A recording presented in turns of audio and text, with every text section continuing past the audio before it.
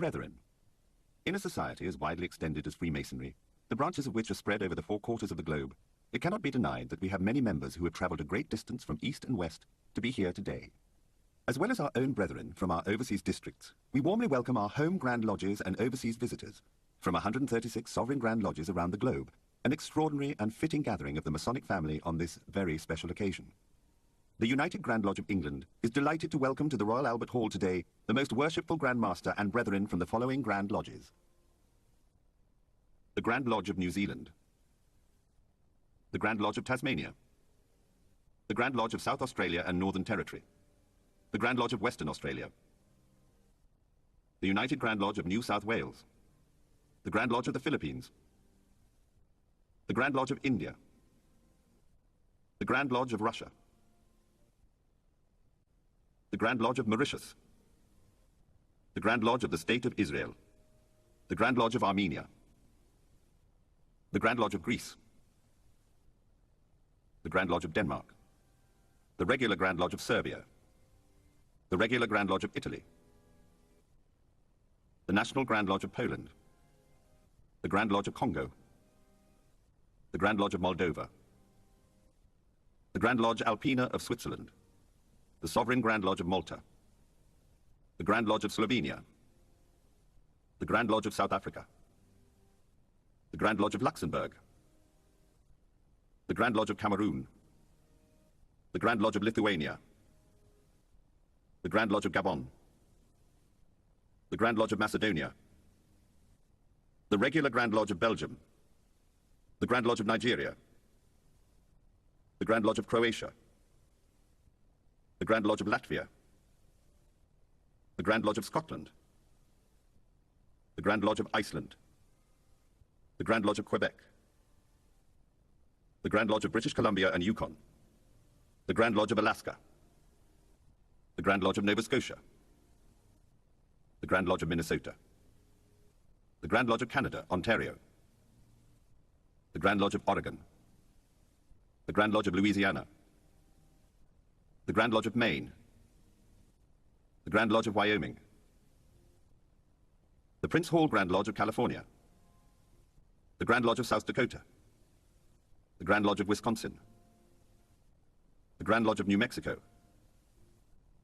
the Prince Hall Grand Lodge of Ontario, the Prince Hall Grand Lodge of Wisconsin, the Grand Lodge of Vermont, the Grand Lodge of Kansas, the Grand Lodge of North Carolina, the Prince Hall Grand Lodge of Nevada, the Grand Lodge of Connecticut, the Prince Hall Grand Lodge of New York, the Grand Lodge of Indiana, the Grand Lodge of Pennsylvania, the Prince Hall Grand Lodge of New Jersey, the Grand Lodge of Arizona, the Grand Lodge of the District of Columbia, the Grand Lodge of Cuba, the Grand Lodge of Prince Edward Island, the Grand Orient of Haiti, 1824, the Grand Lodge of Washington, the Grand Lodge of the State of Veracruz, the Grand Lodge of the Republic of Venezuela, the Grand Lodge of Ecuador, the Occidental Grand Lodge of Colombia at Cali, the Grand Lodge of Peru, the Grand Orient of Brazil, the Grand Lodge of Colombia at Bogota, the Grand Lodge of Bolivia, the Grand Lodge of the State of Espiritu Santo, the Symbolic Grand Lodge of Paraguay, the Grand Lodge of the State of Sao Paulo, the Grand Lodge of Chile, the Grand Lodge of the State of Mato Grosso do Sul, the Grand Lodge of the State of Rio Grande do Sul, the Grand Lodge of Uruguay, the United Grand Lodge of Victoria, the United Grand Lodge of Queensland, the Grand Lodge of Japan, the Grand Lodge of China, the Grand Lodge of Turkey, the United Grand Lodge of Bulgaria,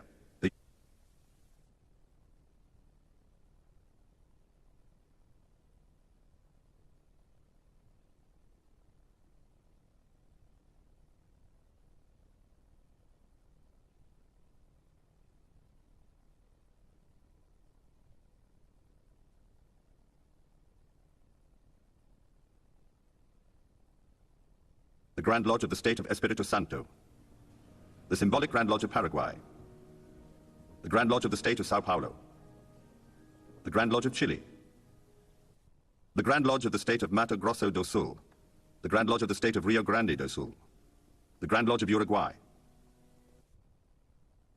the United Grand Lodge of Victoria, the United Grand Lodge of Queensland, the Grand Lodge of Japan, the Grand Lodge of China, the Grand Lodge of Turkey, the United Grand Lodge of Bulgaria, the Grand Lodge of Finland, the Grand Lodge of Cyprus, the Grand Lodge of Bosnia and Herzegovina, the Grand Lodge of Norway, the Grand Lodge of Estonia, the United Grand Lodges of Germany, the Grand Lodge of Sweden, the National Grand Lodge of Romania, the National Grand Lodge of Guinea, the National Grand Lodge of France, the Symbolic Grand Lodge of Hungary, the Grand East of the Netherlands, the Grand Lodge of the Czech Republic, the National Regular Grand Lodge of the Principality of Monaco, the Grand Lodge of Austria, the Grand Lodge of Ghana, the Grand Lodge of Slovakia, the Regular Grand Lodge of Portugal, the Grand Lodge of Burkina Faso, the Grand Lodge of Spain, the Regular Grand Lodge of the Kingdom of Morocco, the Grand Lodge of Ivory Coast, the Grand Lodge of Ireland, the Grand Lodge of Newfoundland and Labrador, the Grand Lodge of Alberta, the Grand Lodge of Michigan, the Grand Lodge of Montana, the Grand Lodge of Manitoba, the Grand Lodge of New Hampshire, the Prince Hall Grand Lodge of Texas, the Prince Hall Grand Lodge of Nevada, the Grand Lodge of Colorado, the Grand Lodge of California, the Grand Lodge of Massachusetts, the Grand Lodge of South Carolina, the Grand Lodge of Ohio, the Grand Lodge of Missouri, the Grand Lodge of Rhode Island, the Grand Lodge of Texas, the Prince Hall Grand Lodge of Colorado, the Grand Lodge of New York,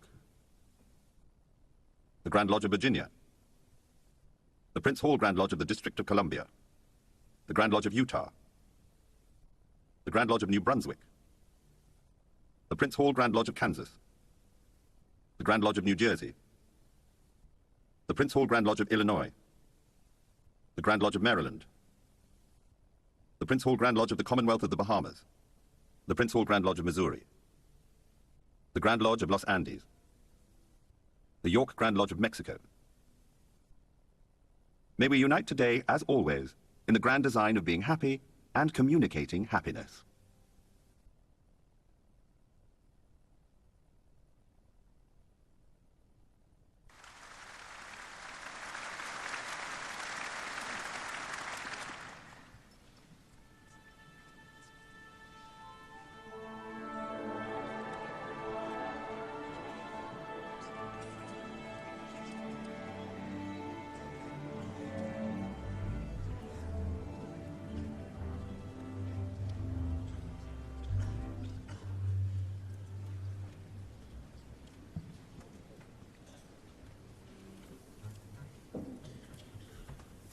To order, brethren!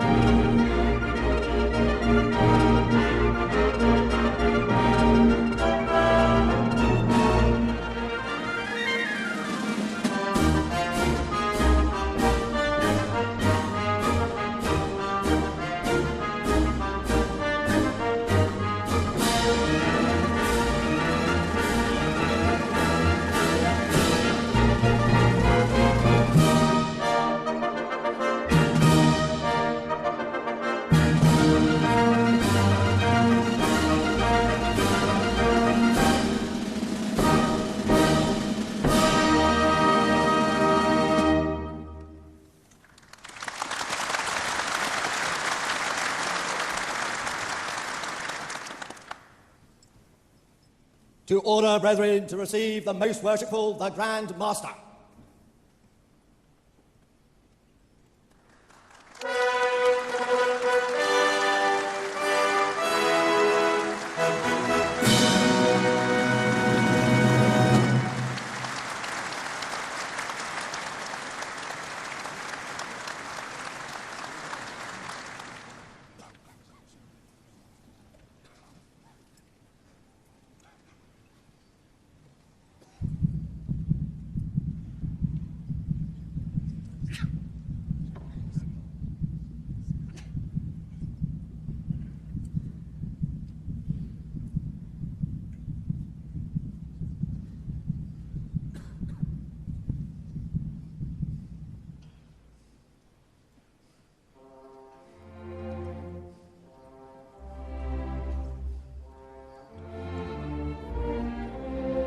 King Solomon sought to find one skilled in the art of building. He sent for Hiram and brought him up out of Tyre. And so the architect drew designs for the construction of a building. Never more splendid an edifice was fashioned than the temple Hiram wrought for the Lord. This skill to give effect to vision became operative masonry. Over time, thinking men became drawn to the idea of applying these tools to their models, that they should lead better lives, following the will of the great architect. Speculative masonry was born. Great men and great ideas found fertile land, and their beliefs spread across the world. They used tools to measure their actions by the rule of rectitude. They squared their conduct by the principles of morality. They compassed their thoughts by propriety. And thus men built temples within their hearts. These edifices, models, and ideals are as relevant today as they were in ancient times. Let us resolve to keep them so.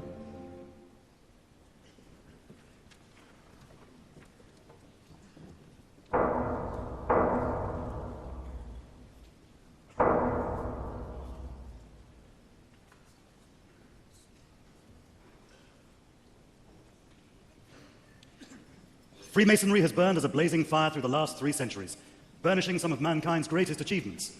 It has illuminated and inspired some of the most treasured works of literature, music, and art. It has pushed philosophers to dream beyond horizons. It has guided visionaries to found new nations.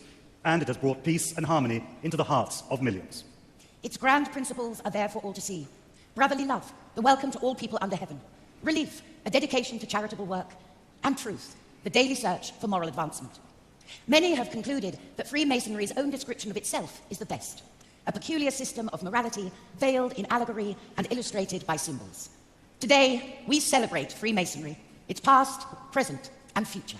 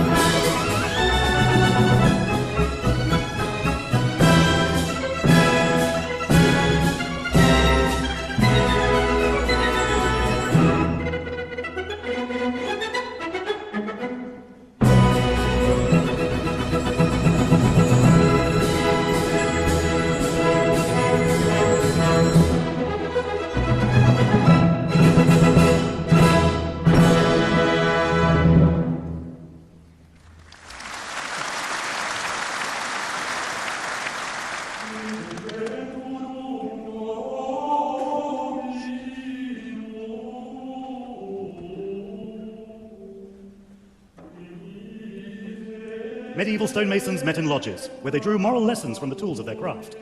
Their legends recall that the art of masonry was first taught by Euclid, and that in England, 100 years before the time of William the Conqueror, a great assembly of masons met at York under Prince Edwin.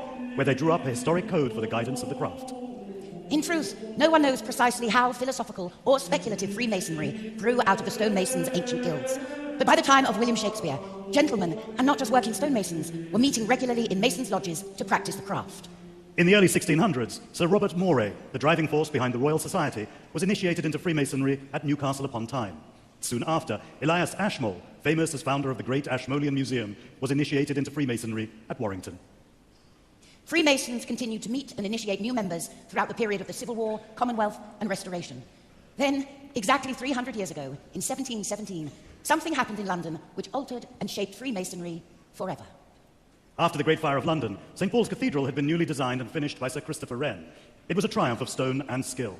In its shadow, 4 London lodges of Freemasons met together and took a momentous step.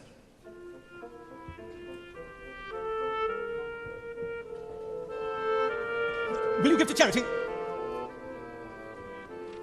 Bless you. Do you have anything to give for the cause of charity? I'm not a wealthy man, but I shall give what I can. Perhaps my coat might be useful for the poor. Good evening, Mr. Avery. Good to see you. Are you well this night? Very well, although I'll admit to being a little nervous. You know this man, Hiram? I certainly do, Mr. Lamble. This is Mr. Aveney, our candidate for initiation this evening. Then I bid you welcome, sir, on this especially momentous evening.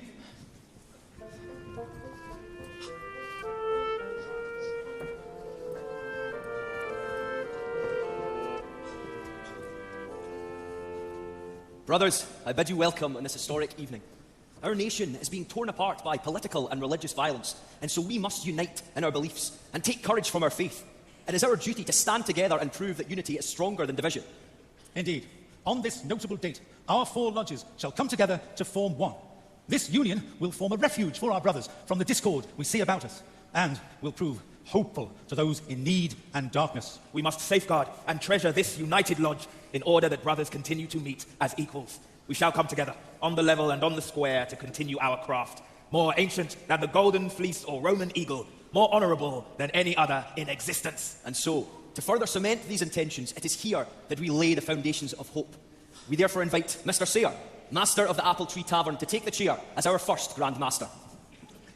Brothers, it is with great honour that I declare that we 4 ancient and historic lodges shall henceforth meet together once in every quarter as the Grand Lodge of London and Westminster.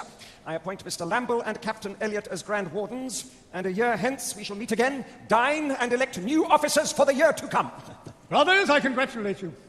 May this new Grand Lodge flourish and prosper, enriching its members by guiding them in the duties that we all owe to the great architect, to mankind, and to ourselves. The pillars of wisdom, strength, and beauty shall support this union.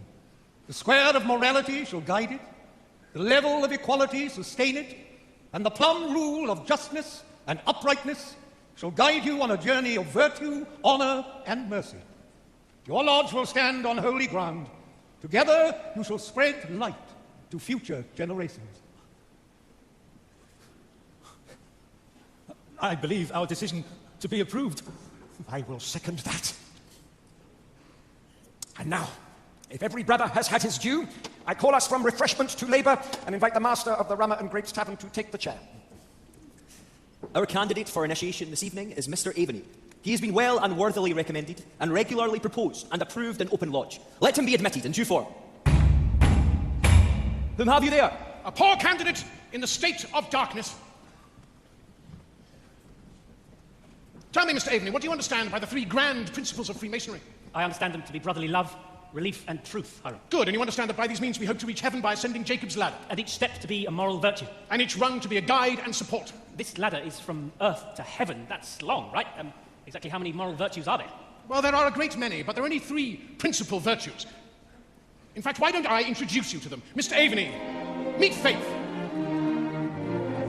Good evening, Mr. Aveney. I am Faith in all her glory. I represent faith in the great architect of the universe. It is only through me that you can hope to ascend to the heavens. Not just through faith, Mr. Aveney. I am hope, an equally important moral virtue. Good evening, Hope. I represent hope in salvation. Do you understand about salvation, Mr. Aveney? Yes, I hope for salvation. I also hope to be a better person, to be better able to serve my fellow men. So now you must meet our sister, Charity. I am Charity. In fact, I'm the distinguishing characteristic of a Freemason's heart. They also represent 3 very important elements. They are wisdom, strength, and beauty. By faith, we show wisdom in the divine, which providence naturally creates. Hope! Hello, that'll be me. All about strength, being part of the promises recorded in the volume of sacred law. And charity. I bring it all together. I'm the beautiful one. I bring it all together beautifully. Wisdom is as treasured as any fair face, and strength is a power that all of mankind strives to achieve, and beauty, well, beauty should be admired in science and nature and great works of art and literature and music. Music? Well, can we sing now? No. Oh, can we be the 3 degrees? Not we yet. all work together perfectly in harmony. Harmony, can we sing now then? Your time will come. Now, Mr. Avery, we've all witnessed your charitable side, but what does that mean to you? To give to those less fortunate than myself, Hiram. Good. You're beginning to understand. And what makes you want to embark upon this Masonic journey? I'm troubled by the happenings in our great country, Hiram. I see so much suffering, so much violence, the poverty on our streets. The unrest that you've witnessed is not new to us. It is the result of centuries of feuding between different religious and political differences. Poverty and division are the two saddest consequences of war, and mankind must work together to end these. My family fought on both sides in the Civil War, and endless religious divides have sown bitterness and hatred among us for over a century. The only winners in all this discord have been the shroud makers and the grave diggers. I long for us to emerge from this suffocating darkness. As do we all, Mr. Avery, and Masonry can offer you just such a path, away from factionalism, offering hope and strength to all those who reflect deeply on its wisdom. I'm not a believer in organizations and institutions. They've been responsible for so much misery and the shedding of innocent blood. I believe only individuals, striving to follow their better natures, can help us now. What is it you do for a living? I'm a stonemason. I'm proud to have played my part in the rebuilding of the great St. Paul's Cathedral. A noble profession, and one that involves much hard labor. I witnessed so much pain and desperation amongst my fellow craftsmen. Without the right tools, even able-bodied men find themselves without employment.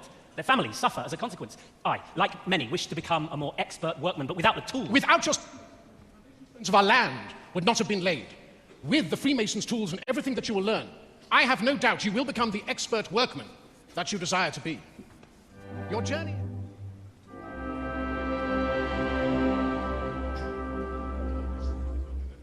The second degree congratulates you on your progress.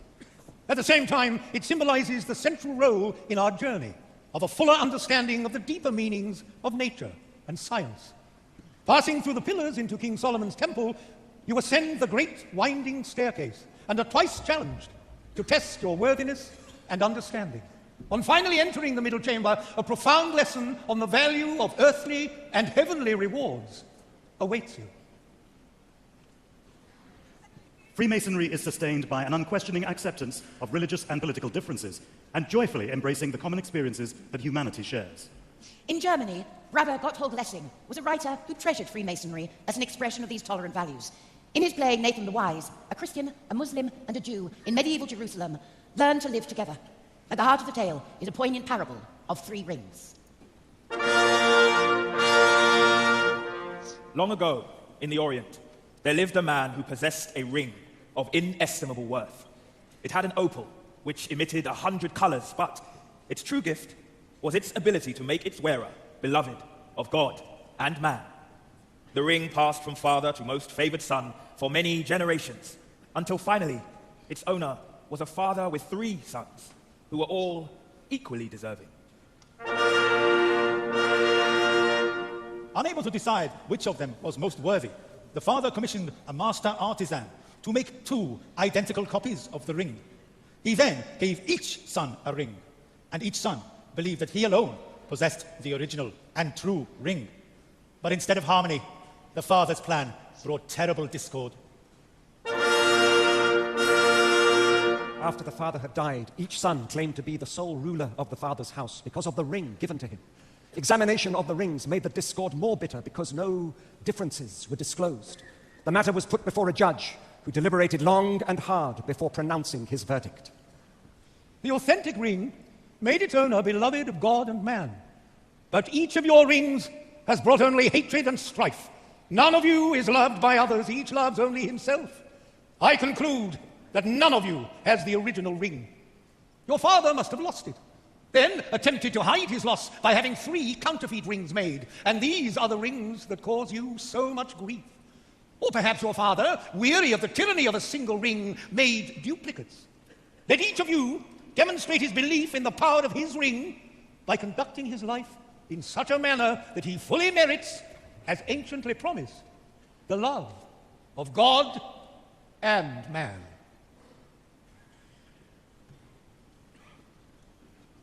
By the middle of the 18th century, A rival Grand Lodge appeared in London at the Turk's Head in Soho. Its original members were Irish and Scottish Masons, younger, more bohemian, more artisan, less formal than the premier Grand Lodge. They called themselves the Ancients and claimed a lineage back to the meeting of Masons summoned by Prince Edwin at York in the year 926.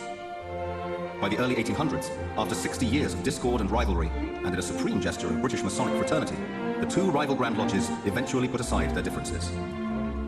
Led by their Grand Masters, the two sons of King George III, blood brothers, Prince Edward, Duke of Kent, father of Queen Victoria, and Prince Augustus, Duke of Sussex, the two princes brought their feuding Grand Lodges together and reconciled to be the United Grand Lodge of England. To celebrate this historic act of unity, the leading architect, Brother Sir John Soane, created a wooden Ark of the Masonic Covenant, richly decorated with the Masonic symbolism of wisdom, strength, and beauty. The treasured Articles of Union were placed into the Ark, which stood before the Grand Master's throne in Grand Lodge.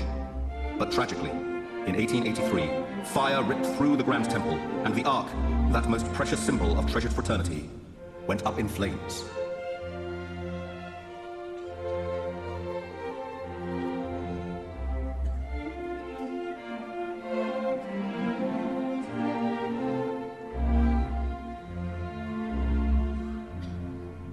The new Mason wears the white lambskin apron of the working stonemason. It is a badge of innocence and the bond of friendship.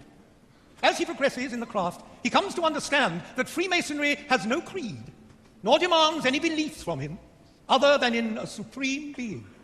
Yet embedded in its principles are exhortations for the Mason to explore nature and science, to act on the square with mankind, to render every kind office which justice or mercy may require, to soothe afflictions, and to do to others as he would wish to be done too. Drawing on a storehouse of intricate symbolism, Freemasonry offers a vivid guide by which each Mason can begin the work of transforming himself from a rough ashlar into a cube of dressed stone. The third degree brings craft Freemasonry's journey to a close. It symbolizes the inevitability of your end, still guided by the tools of the stonemason and surrounded by the emblems of finality. You perceive the completed temple of our beings and the sprig of acacia, an ancient token of immortality. By progressing through Freemasonry's symbolic lessons, you have been guided on a path of moral enlightenment to the great architect, mankind, and yourself. For anyone who has embraced these universal lessons, even death shall hold no fears.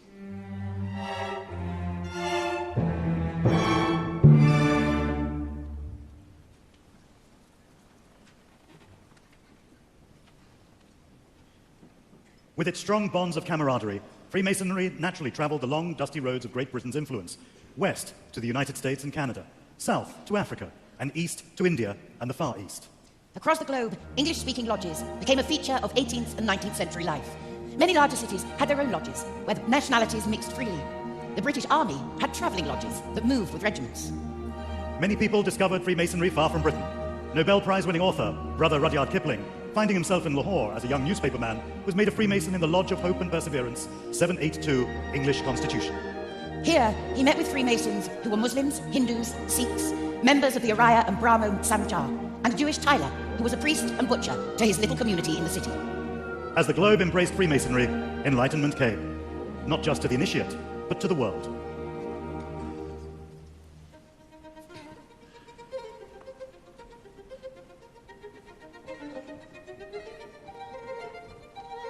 Come, Mr. Aveny, I'd like you to meet some more of our famous brothers. I believe each one of them can teach you something that will aid your journey.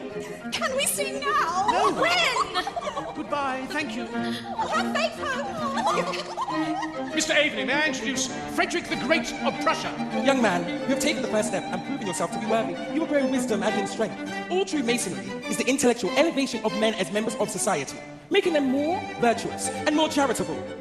Dear brother Fred, always so sincere. And I've said it before, and I shall say it again. Did you not know that a little sincerity is a dangerous thing, and a great deal of it is absolutely fatal? Don't look so alarmed, Mr. Aveny. Meet Brother Oscar Wilde, the acclaimed playwright and novelist. And wit. Hello, dear boy. Terribly pleased to meet you. You look a little nervous. I'm a little overawed. I don't doubt that, old chap. But we are true gentlemen, and a gentleman is one who never hurts anyone's feelings unintentionally. So, how can I be of assistance? Well, I hear much of the Enlightenment came about through the arts. I wonder if you might define this for me. Please. To define is to limit, dear boy. Keep an open mind and watch, critique, and admire. All art has a message. It's up to you to find it. I shall. Thank you. Well, music is an art. Can we sing now? Not Not yet. yet. If one sings good music, people don't listen. If one sings bad music, people don't talk, my dears.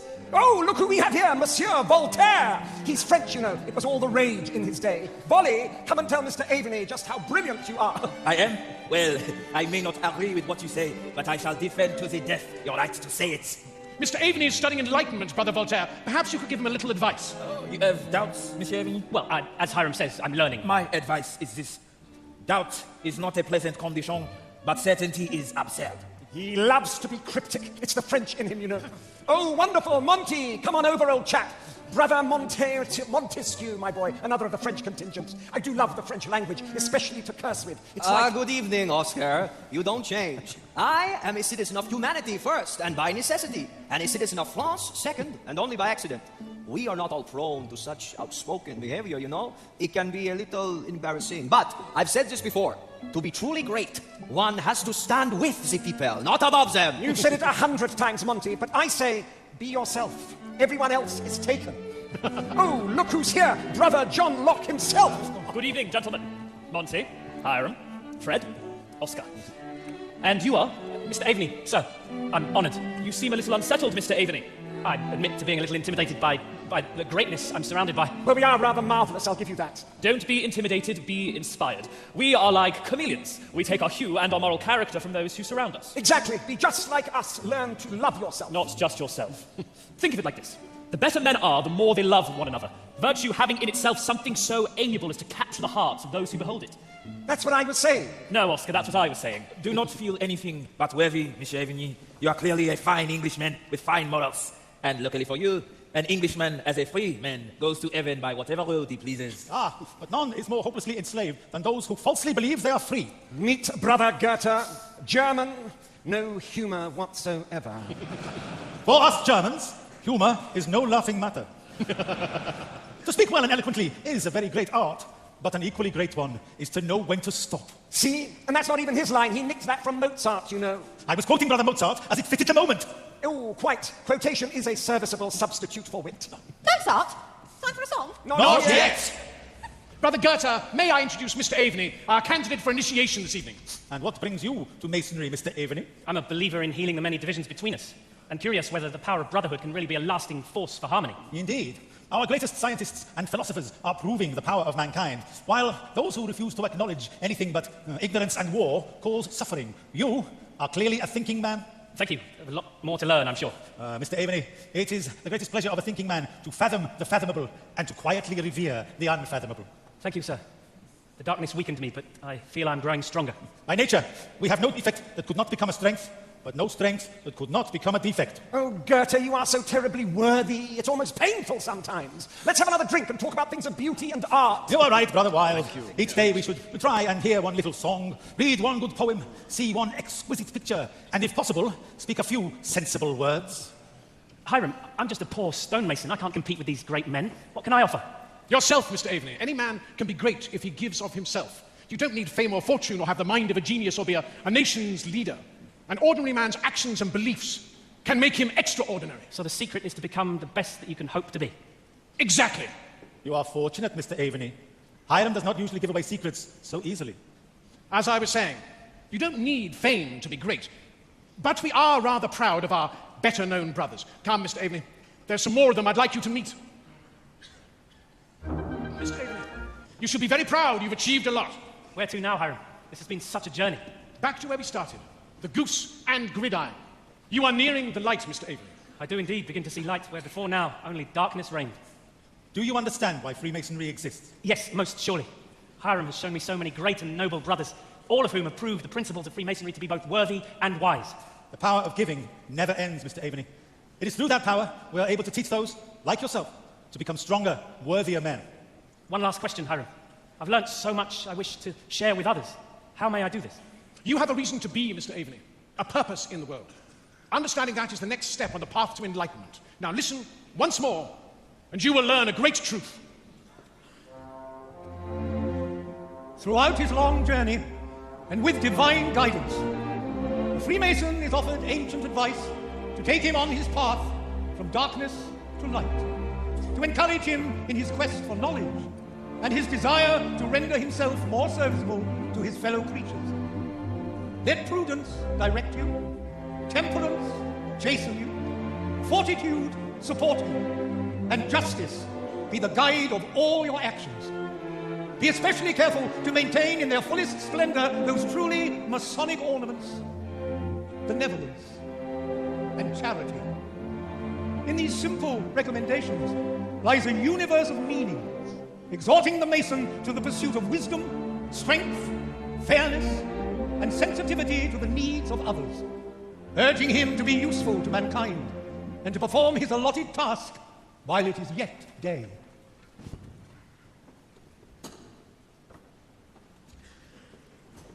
From those humble beginnings 300 years ago, the United Grand Lodge of England has flourished into a vibrant and dynamic organization with around 6,800 lodges and 200,000 members of all ages. Worldwide, Freemasonry remains as important and relevant as ever. A global society of perhaps 6 million people, with lodges for men, for women, and for both. Although authoritarian and totalitarian regimes continue to suppress Freemasonry, afraid of its strong heritage of liberty and equality, there are extraordinary exceptions, such as Cuba, where a vibrant and popular Freemasonry continues to flourish. From the earliest days, Masonry was always a charitable society, distributing charity to the needy. In time, the Grand Lodges and individuals supported and led major international campaigns. Performing charitable work for the community and giving to mainstream charities have remained at the heart of Freemasonry throughout its existence. And today the United Grand Lodge of England is among the country's most important charitable donors. Are you ready? Yes, Hiram. I'm ready. I'm very proud of you. Thank you, Hiram, for everything, for showing me the light. I think you deserve a medal, Brother Hiram. Now tell these brethren all that you have learnt. That peace comes from within. And finding the good in the world is to see the beauty in nature that the great architect gives us. And enlightenment is to have faith in mankind and its abilities to create, to learn, to invent, and to further thinking. I pray these values will continue to be learnt by other men for centuries to come, and the world shall become a better place because of them. Do you know what I think, Mr. Aveney? I have it wrong. I think you have all the makings of a master mason. And I believe you owe us two a drink.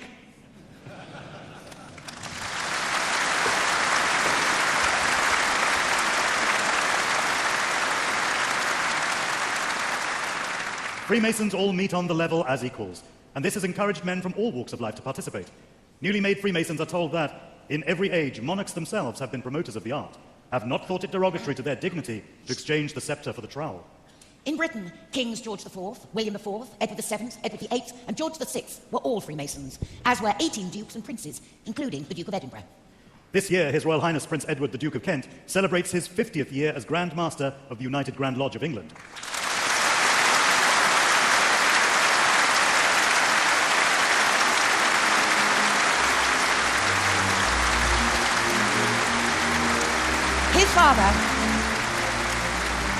His father was Grand Master from 1939 to 1942, and in 1963, His Royal Highness was proposed into Freemasonry by the then Grand Master, the Earl of Scarborough. He was initiated into Royal Alpha Lodge number 16 on Monday the 16th of December 1963 and served as its master from 1965 to 1966. Having served a year as Senior Grand Warden, in 1967 he was elected the 10th Grand Master of the United Grand Lodge of England and the 57th Grand Master of English Freemasonry since Anthony Sayer first took the chair at the Goose and Gridiron in 1717. His Royal Highness is, by a considerable margin, the longest-serving Grand Master in the history of English Freemasonry, and has spent each year of his Grand Mastership as a tireless ambassador and advocate for the craft all over the world, continuing 3 centuries of distinguished royal tradition at the very heart of English Freemasonry. To order, brethren!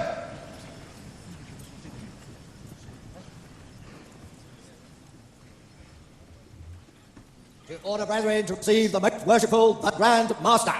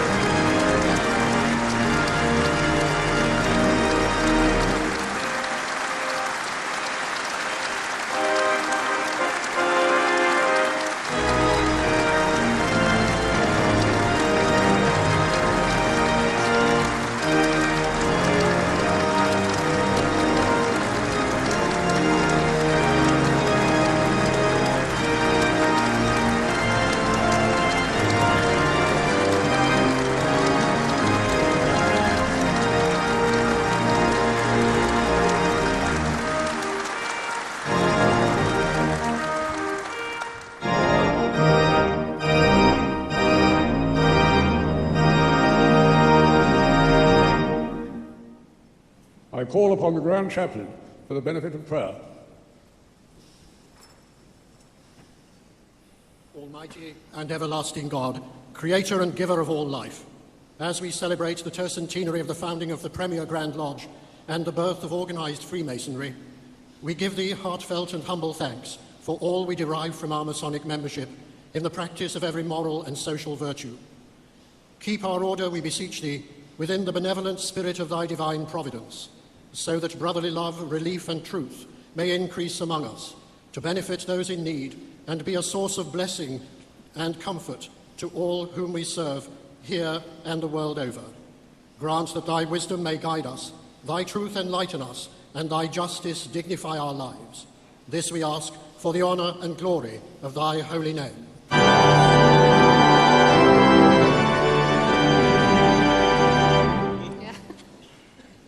Brethren, let us sing a hymn of service to God and country.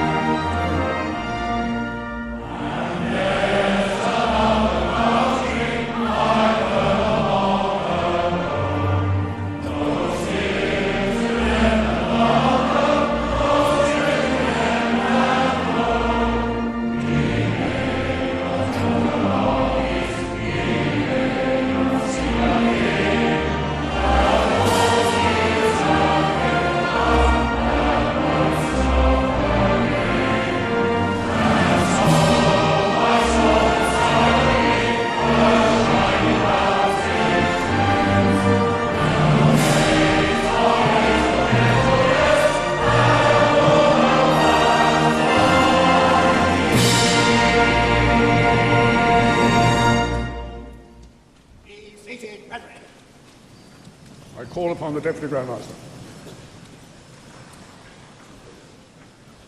Most worshipful Grand Master and brethren, I hereby read the text of a letter sent today to Buckingham Palace.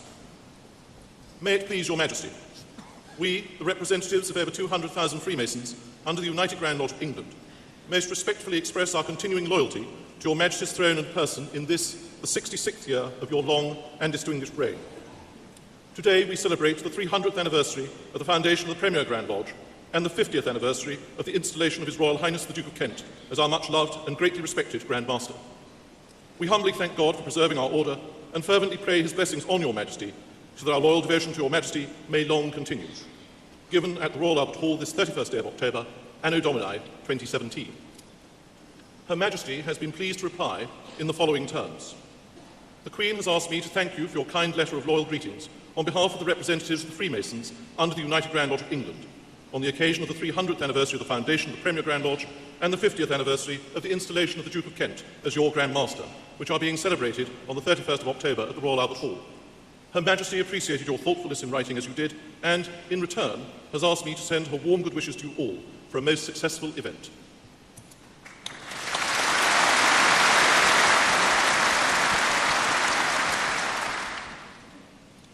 It is with the warmest fraternal greetings and pleasure that I welcome you all here today to celebrate this special anniversary, the tercentenary of the founding of the Premier Grand Lodge in London. I had the pleasure of meeting 136 Grand Masters visiting from overseas at Freemasons Hall yesterday. Today, though, we are a meeting of more than 4,000, gathered from all around the world, from our own constitution and beyond, united in peace and harmony, regardless of race, religion, or any of the other things that historically foment division. We are pleased that this audience is further enlarged by many who are watching the proceedings here on live screens at Freemasons Hall and up and down the country, and indeed in other countries. I extend a warm and welcome greeting to you all. Our own provinces and districts have joyfully celebrated the tercentenary in many innovative ways this year, marked by the eager participation of their local brethren.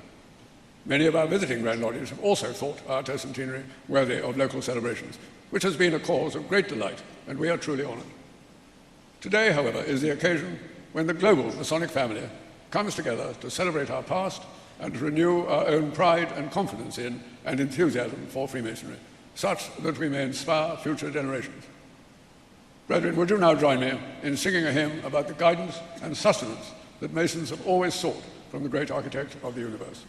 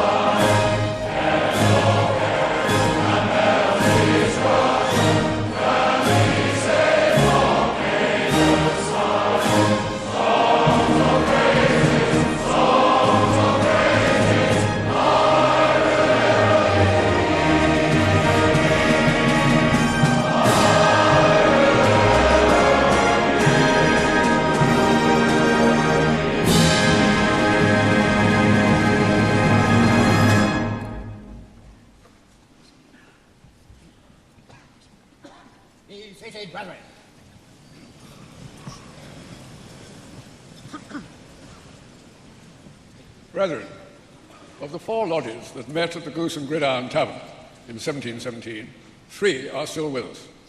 Their names and numbers have changed, but what has remained is their unique heritage as the founders of the first ever Grand Lodge. Alone among our lodges, they operate with no warrant, but by immemorial constitution and by their own honourable reputations. As permanent master of these 3 lodges, I now call on my deputy masters. Most worshipful Grand Master, on behalf of the Brethren of Royal Somerset House and Inverness Lodge number 4, I present to you the volume of the Sacred Law, that great light in Freemasonry without which no ceremony can start or be complete.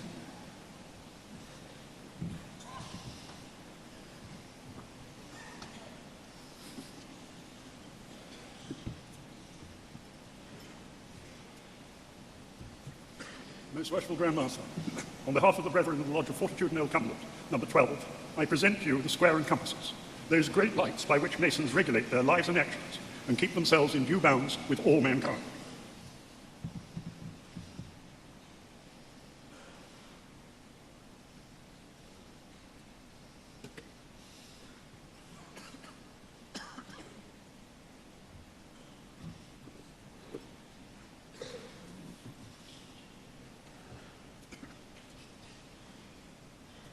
Most worshipful Grand Master, on behalf of the Brethren of the Lodge of Antiquity, number 2, I present to you the Wren Maul, the most treasured possession of the Lodge, which has been used by you and your many predecessors on ceremonial occasions.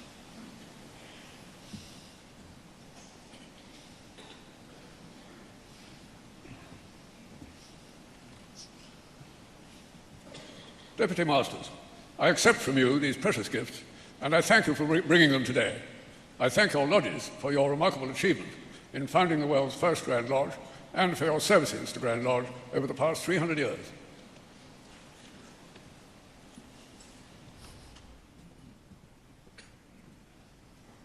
Most worshipful Grand Master and brethren, we saw earlier how the sewn ark, the Ark of the Masonic Covenant, symbolised English Freemasonry's vision of unity and common purpose, but how it was tragically destroyed by fire in 1883. Tonight I'm delighted to announce that, thanks to the skill of very expert craftsmen, we welcome it back, rebuilt exactly according to the original design, with its 3 pillars of the Ionic, Doric and Corinthian orders, representing wisdom, strength and beauty.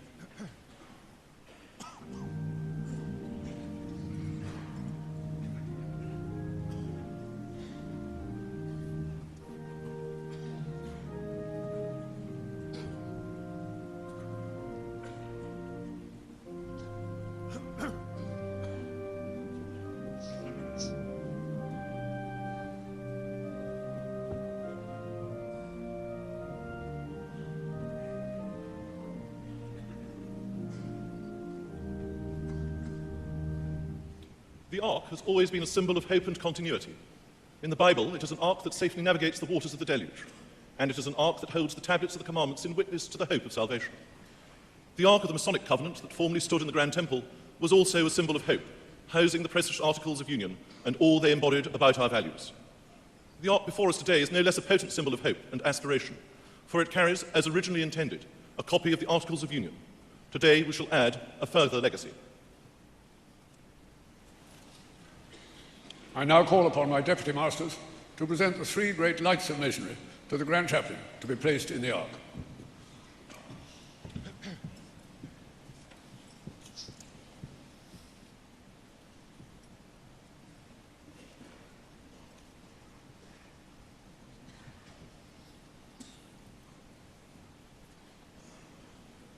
I receive this volume of the sacred law, and I place it in the Ark.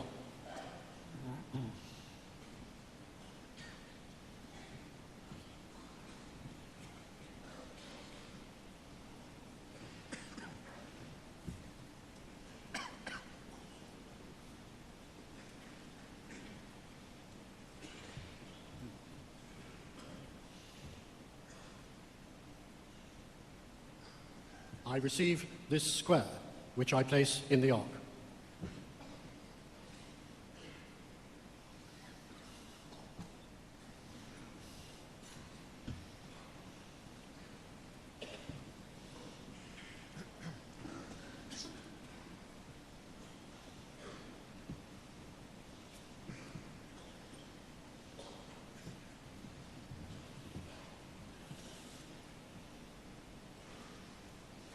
I receive these compasses, which I place in the Ark.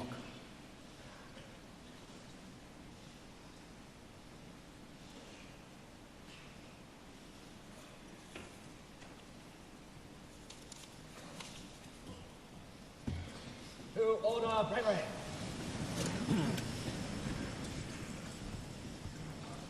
Great architect of the universe and ark of our lives, we thank thee for the abiding unity, peace, and concord of our order, founded upon the 3 pillars of thy wisdom, strength, and beauty. In the spirit of the Masonic virtues of fidelity, loyalty, and constance, we pray thy blessing upon our dedication of this ark to the service of the craft. We return it to its former place of honor in the Grand Temple, where it will adorn our ceremonies and forever remind us of our incomparable heritage and those duties we owe to thee, Almighty God, to our fellow men, and to ourselves. By thy everlasting light, illuminate our hearts and minds with brotherly love, relief, and truth, in the practice of every moral and social virtue, for this world's good and thy glory, in thy holy name. So mote it be.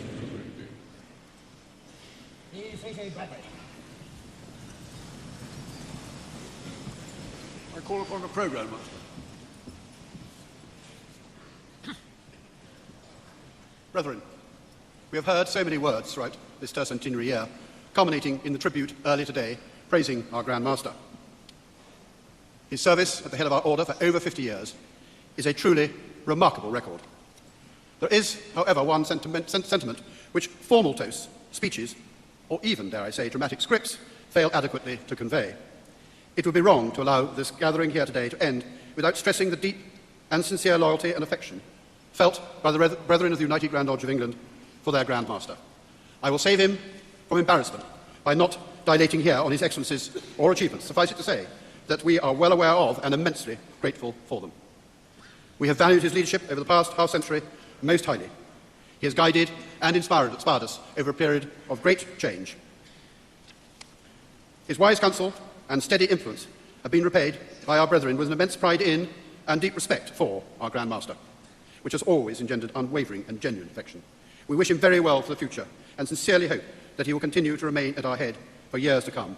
Brethren, please stand and join me in expressing our fondest gratitude to the Most Worshipful, the Grand Master.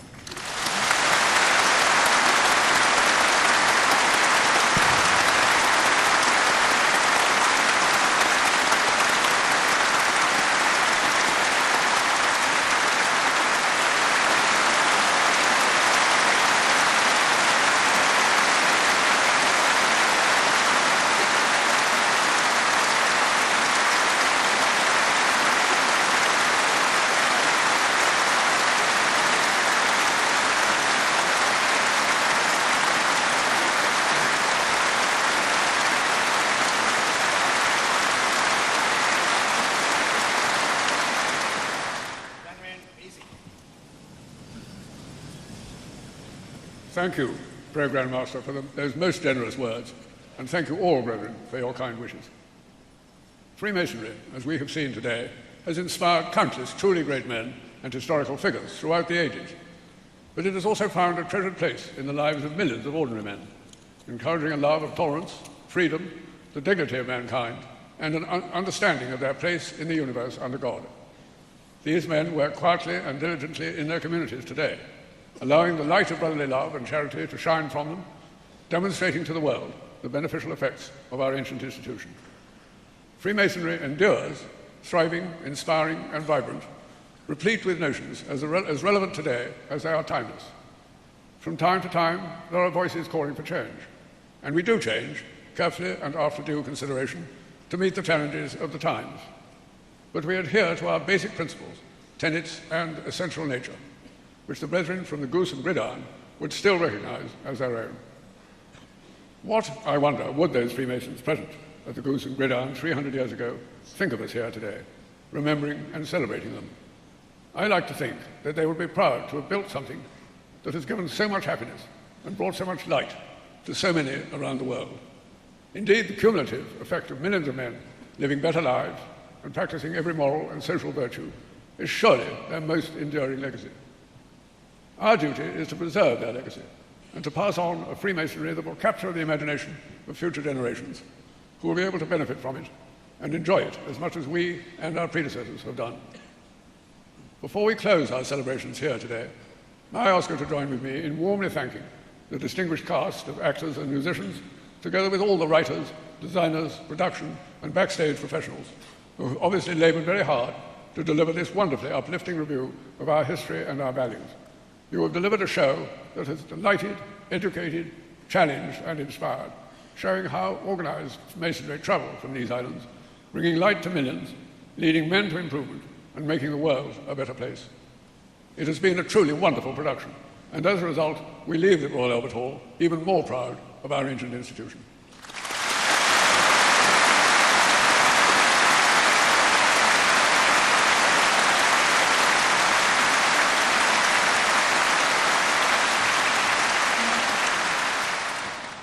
Brethren, in honor of our 300-year history, will you join me in singing a hymn about the transcendent and transformative power of building?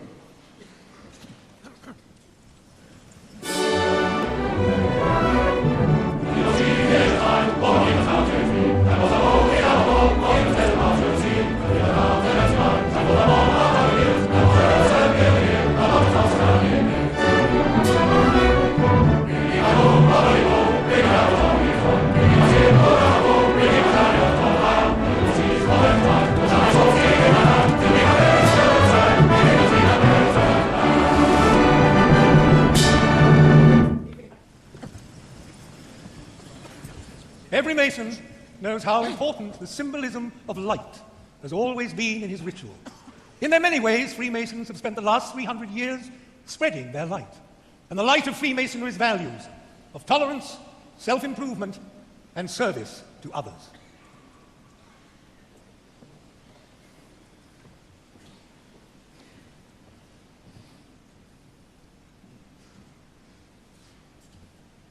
Most worshipful Grand Master, I humbly ask you to complete the initiation of this worthy candidate for Freemasonry. Having been kept for a considerable time in a state of darkness, what, in your present situation, is the predominant wish of your heart? Light. Let that blessing be restored to the candidate.